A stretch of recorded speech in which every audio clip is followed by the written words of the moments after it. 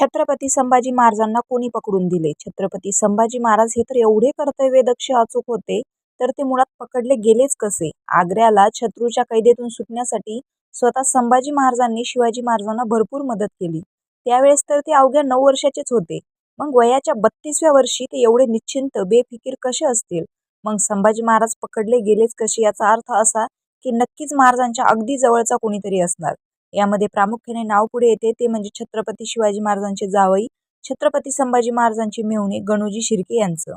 पण संभाजी महाराज गेल्यानंतर पुढे हेच गणोजी शिर्के राजाराम महाराजांना जिंजीच्या किल्ल्यातून निसटायला मदत करतात व स्वतः मुघल सेनेशी झुंज देतात. तर असे का? म्हणजेच गणोजी शिर्के यांनी संभाजी महाराजांना पकडून दिले हा दावा सिद्ध होत नाही.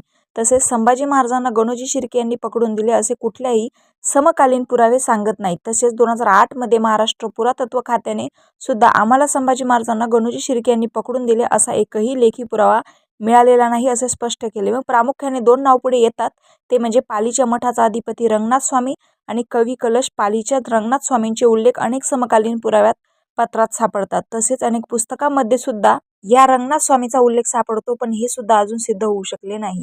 रामकृष्ण हरी.